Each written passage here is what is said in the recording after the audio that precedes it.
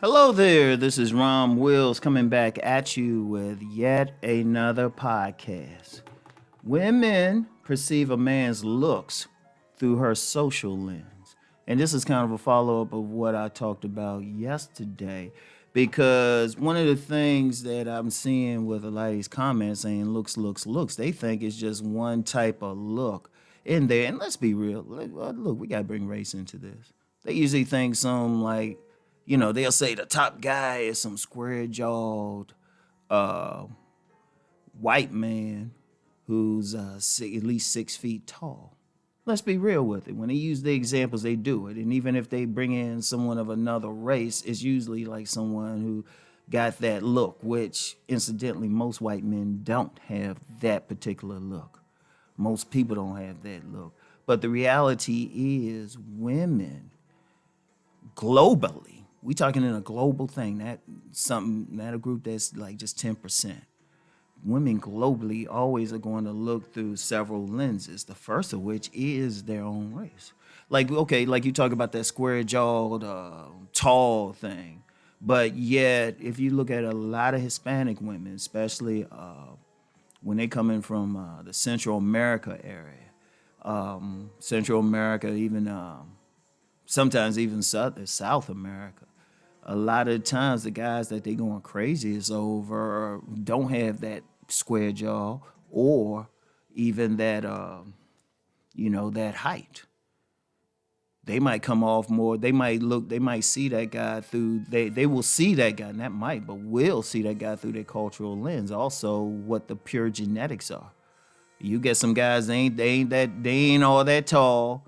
They ain't, all that cut or anything, got that square jaw, but be having about 5 kids. And women just as happy and everything. But see, that's a racial thing. That's a cultural thing. You go over to Africa, you rarely see, you rarely see like that, that square jaw thing. And the average height in most places is under 6 feet. But then you have some dudes, they got multiple wives, they got multiple kids, the women popping out some kids. It's not the same thing. And you go anywhere, India, it's Asia, you know, China, Japan. I remember when I was in a relationship with this Japanese woman, and she said, if I came over there with her, I would be a giant over there. You know, I would be a giant over there. So it's like they looking at, they look is they that's the first thing. They gonna say, okay, how you look at it. Indeed, let me real quick, like when Asian women look at me, one thing they see almond eyes. Because I've had several women say, you look like you got some Asian in you, you know? But that's through their cultural lens. And also, too, that's just one. Now, remember in a previous podcast, I talked about social class. They're going to look through it through that, a woman going to look through it through that lens. If you present a man, you can present a man to like each social class, each octane level. Shout out Master Teacher BGS for introducing the octane system. And you could introduce, it could be a ratchet woman there, working class, lower level professional, actual professional, and then a very, very attractive 100 octane or even a diesel. You put the same man in front of them and they're not going to agree on his look because they're looking through their lens. Because, for example, if you take a ratchet woman, one of those ratchet women and they rough and everything and they got tattoos, piercings, stuff like that. They'll look at that. You put that guy in front of him, but he's totally clean cut. Got clean cut haircut, don't have any tats or anything, don't look rough, don't have that look like he been fighting every day. They probably look at him and be like, eh. They might not even find him attractive. But then you take that same man, you put some rough his face off a bit, give him a scar or two, maybe have his hair in a certain style of haircut or even longer, whatever. He just don't look, he look like more like a biker. The woman might be like, going crazy over him. She going crazy and stuff because it's so many other things that go. Like I said in the previous one, they're going to go through their class. you know.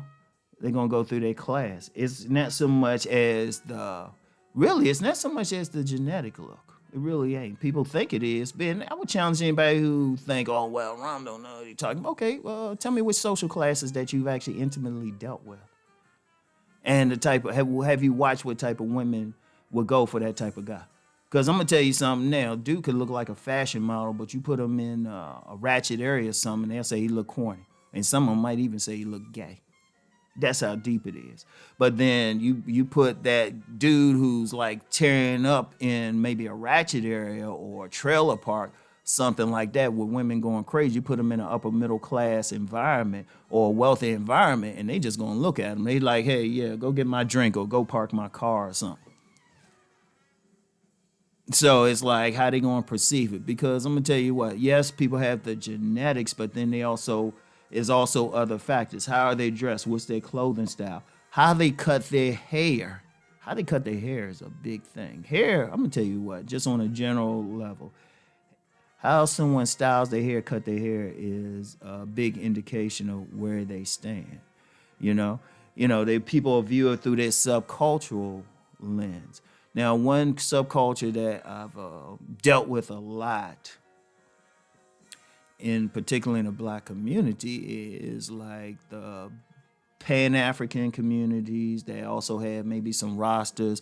The big thing is about not wearing those hair weaves or having that, those waves and stuff, but maybe having the hair more natural, having like locks and stuff like that. A woman in that community, she gonna find that guy with locks more attractive than some guy who just got a plain ordinary haircut. Locks and maybe like a style that has maybe an ankh or some other type of a more Pan-African spiritual symbol or something wearing, or even tattoos like that, maybe a Dinkra symbols, something like that. That's going to affect how they see their physical thing. Understand something. It's never just the raw physicality. It's never just that. Because, and it really, even then, is really based off of their own DNA. Because you'll find one thing with women, the men that they find attractive, the men they're going to tend to find attractive is going to tend to be men who look like they might be related to. That's why a lot of women, they go crazy. It's over a man that looks similar to the men in their family, whatever they look like. So that's a lens too. See, and that's the important thing to understand. See, here's the thing with a lot of conversation about that. Like I said, looks matter, but it's not a specific look. The look is dependent on what the woman likes, and then also some other factors, which I explained in the previous podcast. But if we just focus just on looks, the women ain't gonna perceive it the same way. It's gonna be dependent on her racial background. It's gonna be dependent on the DNA within her and within her family. It's going to be dependent on how do the men in this particular area in her proximity look, Because let me use another subculture, the vegan subcultures. There's a lot of vegans tend to be on the slimmer side. Even I can talk all I want about body game, but the woman who's in that community, she'll tend to want a man who looks a certain way, who looks like he's probably vegan. Like he ain't some big old guy looking like he eating all those ribs and everything, but somebody who look like he's eating he's not on that regular meat diet or something. He eat a lot of stuff. And indeed, since a lot of like within, I say specifically the black vegan community, since a lot of it can be compared to a more natural physical appearance anyway, that dude will probably also need those locks and a beard. But that's just one culture. You go over to maybe a more upper middle class culture, that dude need to be clean.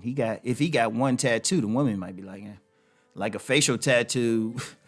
It ain't gonna work. Now I know some people say, well, that celebrity got those facial tattoos. He's still the same class. Money class is also behavior.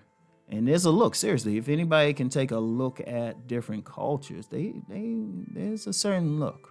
I remember I told somebody one time, And I was talking about the black upper class. If you take a look at them, they look a little different than the average black person. They look on a physical basis, almost like a separate ethnic group. And trust me, I can get into ethnogenesis and everything and some deep stuff. But that's important. See, it's just never just that one factor. See, that's why I say, guys, don't worry about what the next man look like.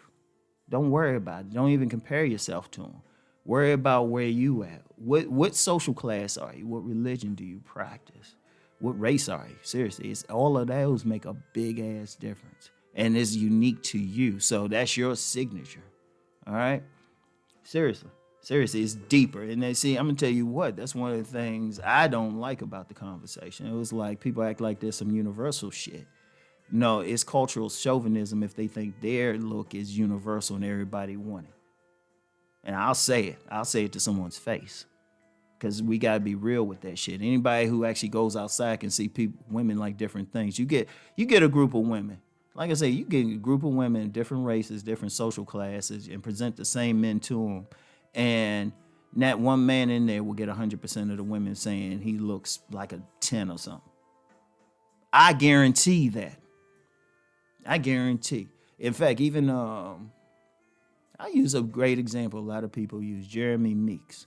And his picture went viral. You got people in the black pill community saying the Meeks pill and all of that. I'd never forget, I was on an IG page and stuff, checking out the thirst comments of women on this one site. They always showing different types of men, and they had Jeremy Meeks on there, and the women were like, some of the women were like, oh yeah, he fine. There was quite a few who were like, ugh. But then that told me what they would like and everything. Nobody. At best, seriously, at best a man might, if he at that top level, you put him in that group of 100 women of different races and social classes, he's doing extraordinary if he gets 60 of them to say he's a dime or he's a 10. 60 of them. That's how deep it is. He got to be top. And he's probably going to look racially ambiguous, racially mixed. And just have a look that's a social look, like haircut, how his clothes are, that appeals to a greater number of people. Guarantee it. Because here's a basic thing. When women rate a man, they look at the entire package. In fact, I'm going to talk about that in the next podcast, all right? Anyway, I'll get back with y'all later. Peace and blessings.